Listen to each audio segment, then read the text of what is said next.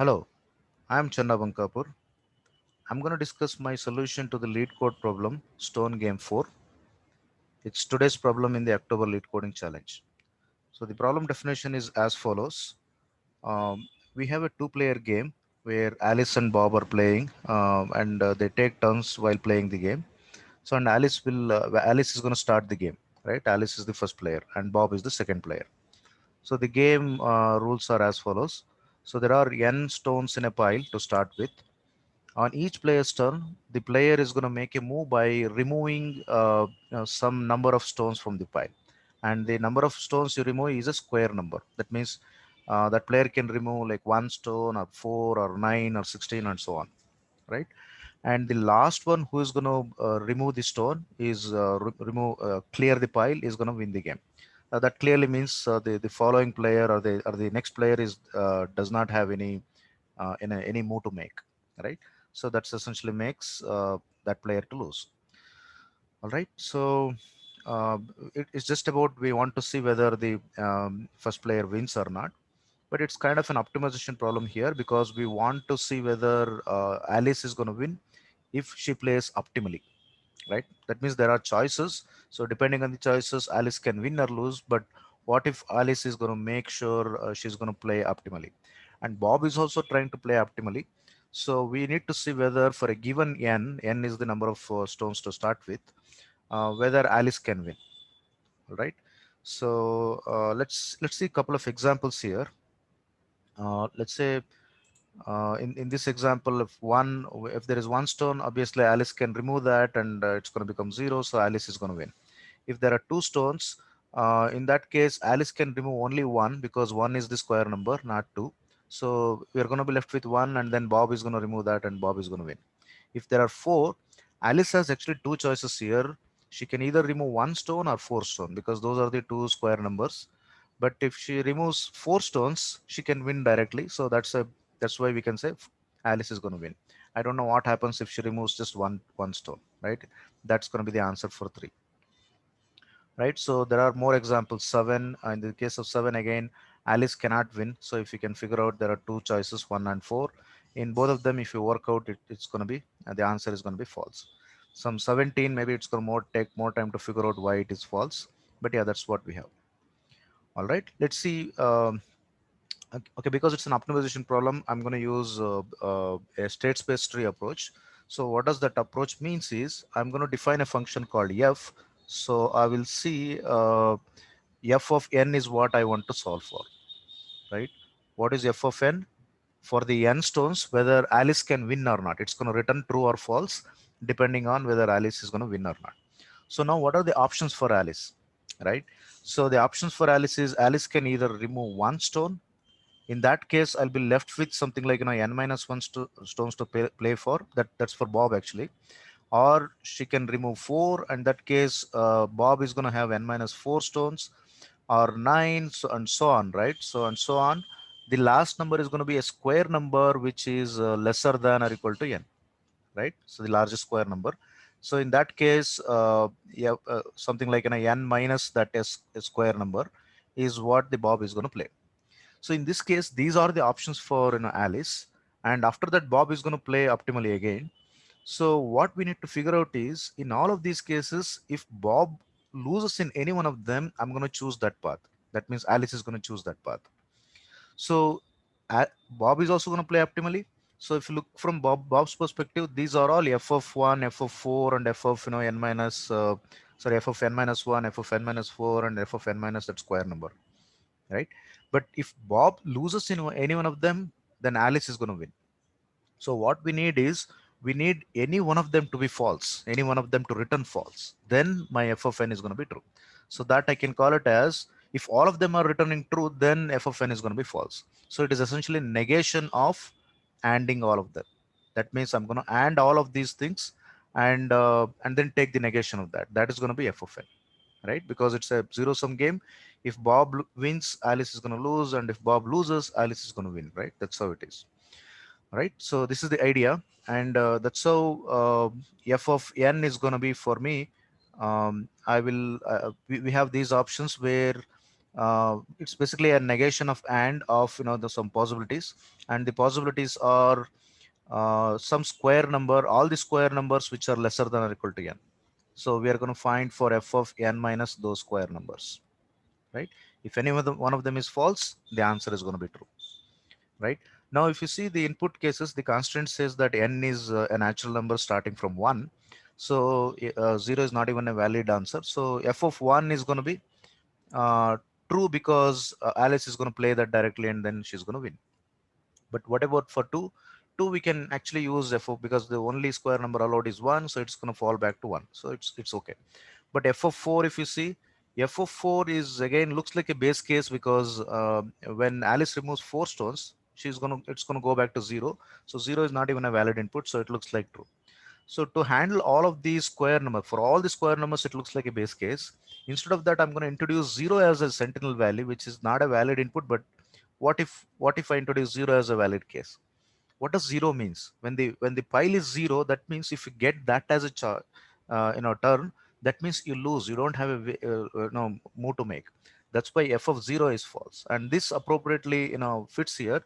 See, f of 1 is true because 1 minus 1 is 0 and f of 0 is false, right? If Alice has 1, then she can reduce it to 0, and then that is false for Bob, and Alice is going to win. Similarly for this. So that's why f of 0 is kind of the only base case for me. Everything else can be obtained by this recurrence. And if you see this occurrence, I can naively implement it, but it's very clear it is going to take exponential time, and there is a lot of overlapping subproblem here. So instead of that, I'm going to memorize it. So if you memorize it, the only problems we need to solve is anyway f of 0 is already like a base case. We just have to solve from f of 1 onwards up to f of n, right? So these are the linear number of problems we need to solve.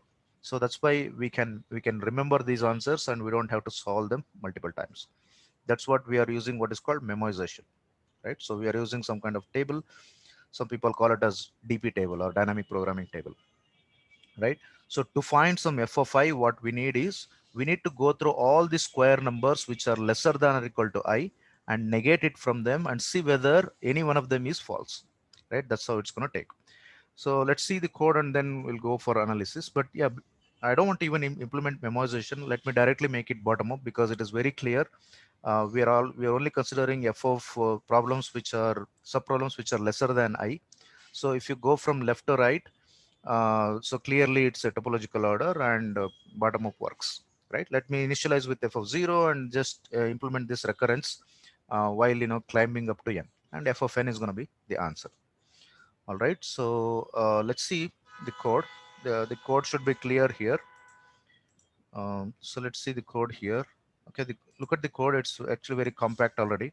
So I have this DP table initialized with n values, right, or n plus 1 values, starting from f of 0 all the way up to f of n, right? So there are n plus 1 values. F of 0 is false by default, as in that's the base case. We don't have to initialize even there. We can make it as a comment here. The reason is anyway the default values of all these locations is going to be false. Now I'm just iterating from I equal to 1 to n. Essentially, I want to find f of I. To find f of I need to go through all the square numbers which are lesser than or equal to I. So j is that square root number, and j squared is going to be the square number. So for all the square numbers which are lesser than or equal to I, I'll see if f of j squared, f of that square number, if that is false, then we have a way of winning. Alice has a way of winning, right? So that's why if one of them is false, then I immediately set f of I to be true and then break out of this one, because now f of I is found. If I don't, then I'm keep incrementing j so that I get j squared as the next square number, right? So if none of them are true, that means in all the cases Bob is going to win. So Alice cannot win for I, right? So that's why f of I is going to remain false, which is basically the initial value already for f of I, right? So that's how I'm going to just iterate over, and then when I come out, f of n is going to be my answer, right? So let me see whether it works by submitting. So let me submit for say 8. So 8, it says true, which is correct. And if you want to see why 8 is correct, so quickly let me show you that. f of 8 is going to call f of 7, which is 8 minus 1, and f of 4, which is 4 minus 4, right? And only these two cases. F of 4 is true, right? Because f of 4 is immediately going to reduce it to f of 3 here and f of 0 here. If f of 0 is false, one false is good enough to say that it is true. We got it as true. So that is not useful. But f of 7 is going to call f of 6 and then f of 3, right? Let's see if any one of them gives me false. So f of 3 is something I should have solved earlier, but let's see f of 6 is available here. F of 6 is going to call f of 5 and then f of 2, right? And f of 2 is going to call f of 1. That's the only thing. F of 1 is true, so this is going to be false. And because this is false, this is going to be true. So f of 6 is true, so true is not helpful. Let's see f of 3. F of 3 is also true because we have only f of 2 here, and f of 2 is already false. This is going to be true. So f of 7 is going to be false because there are no false values in that, children. Because we have a false here, f of 8 is going to be true, right? So that's how we know that f of 8 is true, which is what we got it here. All right. So let's submit for this one and see whether it accepts. Right, it is accepted. Let me quickly look at the time complexity of this. Time complexity of this one is going to be, we have a linear loop here, I, which is going to take big O of n iterations.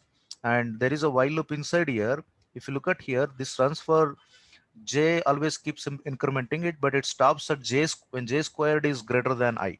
So this runs for square root of I number of times, right? So I is incrementing from 1 to n. So if you add up all of them, we are going to get the whole thing is going to be big O of n square root of n, right? That's the time complexity, and which is acceptable for our input size. If you look at the constants here, n is 10 power 5, so n square root n is little over 10 power 7, which is good enough for us, right? So that's why it's going to accept, right? It's a classic dynamic programming solution. So I didn't go to all the details of how did I derive, but at least I showed the state space tree approach. Make sure you try to see your naive approach is going to take more time, and then you can implement even memoization, and see if you have any other ways of implementing. Suppose if you want to save the space, can you save the space here? It takes big of an extra space, right? So if you have any other ways of solving, please let me know in the comments below. And if there are any questions and doubts, let me again know in the comments below. Otherwise, please like the video and subscribe to the channel. All right. Keep coding every day. Happy coding.